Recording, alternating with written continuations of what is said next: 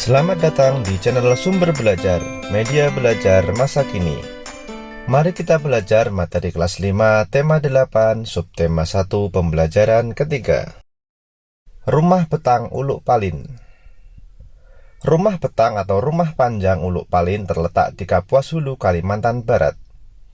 Rumah betang ini berukuran panjang 268 meter, tinggi 5-6 meter dan memiliki 53 bilik rumah.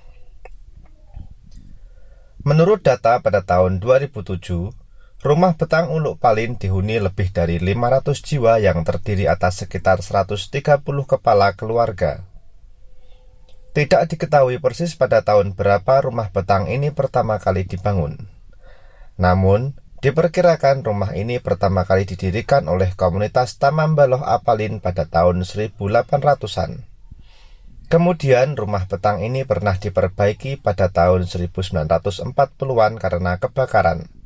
Rumah betang ini juga telah 3 kali berpindah lokasi karena menyesuaikan dengan perubahan alur Sungai Uluk dan Sungai Nyabau akibat erosi. Dalam tradisi Dayak, rumah betang dan hutan adalah pusat sekaligus bagian terpenting semesta kehidupan. Seperti jika kita mengucapkan kata kampung, pulang, rumah betanglah yang diingat oleh masyarakat Dayak. Bagi mereka, rumah betang juga merupakan pemersatu.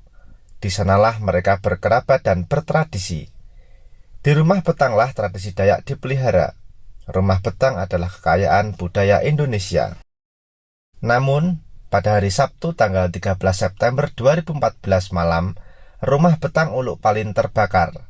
Tidak ada yang tersisa dari rumah betang yang terpanjang dan tertua di seantero Kalimantan itu. Masyarakat bersedih karena kehilangan tempat tinggal. Lebih dari itu, masyarakat Kalimantan bersedih karena rumah betang Uluk Palin merupakan cagar budaya yang sangat penting. Selanjutnya, jawablah pertanyaan-pertanyaan berikut ini dengan berdiskusi bersama teman-teman kelompokmu. Nomor 1, ceritakanlah secara singkat peristiwa pada teks rumah betang Uluk Palin.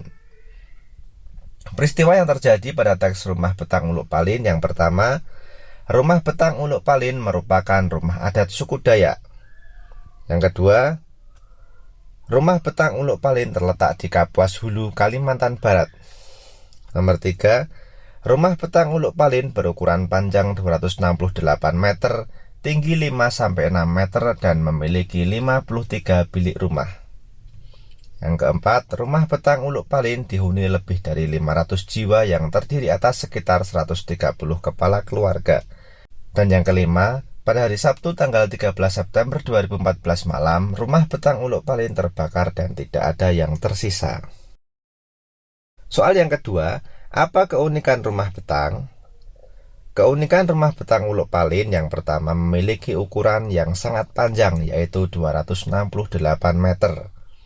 Yang kedua, dihuni banyak orang, yakni 500 jiwa yang terdiri atas 130 kepala keluarga.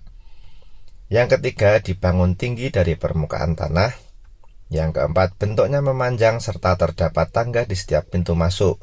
Dan yang kelima, pernah 3 kali berpindah lokasi karena menyesuaikan dengan perubahan alur Sungai Uluk dan Sungai Nyabau akibat erosi. Pertanyaan yang ketiga, apa keunikan rumah adat di daerahmu? Nah, pada pertanyaan ketiga ini bisa kita isi dengan daerah masing-masing. Sebagai contohnya, daerahku Jawa Tengah. Nama rumah adat di daerahku Joglo. Keunikan rumah adat di daerahku yang pertama, desain atapnya tinggi. Yang kedua, atap tengahnya disangga dengan 4 tiang yang disebut soko guru. Yang ketiga, ukurannya luas dan terlihat megah. Yang keempat, biasanya dibagi menjadi 5 bagian. Yang kelima, bagiannya antara lain pendopo, peringgitan, omah, dalem, dan sentong. Selanjutnya kita akan belajar tentang jenis usaha dengan mengolah sumber daya alam. Untuk memenuhi kebutuhan hidup, masyarakat melakukan berbagai usaha. Berbagai kegiatan dan jenis usaha yang dilakukan menghasilkan barang dan jasa. Salah satu jenis usaha di masyarakat yaitu mengolah sumber daya alam dari lingkungan. Kita mengenal berbagai bentuk kegiatan manusia dalam mengolah sumber daya alam untuk mencukupi kebutuhan hidup. Jenis usaha bidang produksi yang bergerak dalam pengolahan sumber daya alam atau hewan dan tumbuhan disebut usaha agraris. Jenis usaha yang termasuk bidang agraris pertanian dalam arti luas antara lain persawahan, perkebunan, perhutanan, peternakan, dan perikanan. Umumnya usaha persawahan dan perkebunan dilakukan di daerah pedesaan karena tanahnya masih luas. Namun sekarang kita dapat melakukan usaha penanaman pada lahan sempit misalnya dengan cara hidroponik atau vertikultur. Tanah pertanian ditanami sayur mayur, buah-buahan, dan palawija. Lahan pertanian juga dimanfaatkan untuk perkebunan. Tanaman perkebunan diantaranya cengkeh, teh, karet, coklat, tembakau, kopi, dan kelapa sawit. Usaha di bidang peternakan membutuhkan lahan yang luas. Hewan-hewan yang diternakkan antara lain sapi, kambing, domba, itik, dan ayam. Selain itu, ada juga peternakan ulat sutra. Kepompong ulat sutra dapat menghasilkan serat bahan baku kain sutra. Kegiatan pertanian lainnya adalah perikanan. Usaha di bidang perikanan dapat dilakukan di daerah pantai atau bendungan dan waduk. Akan tetapi, ada juga usaha perikanan yang memanfaatkan kolam-kolam di lahan persawahan. Ada pula jenis usaha lain yang memanfaatkan secara langsung sumber daya alam. Jenis usaha ini disebut bidang usaha ekstraktif. Dalam bidang usaha ekstraktif, kita hanya mengambil sumber daya alam tanpa harus mengolahnya terlebih dahulu. Bidang usaha ekstraktif yaitu berburu, pertambangan, dan penebangan hutan. Amatilah aktivitas penduduk sekitarmu yang memanfaatkan sumber daya alam. Lakukan bersama kelompokmu. Buatlah laporan dengan contoh berikut.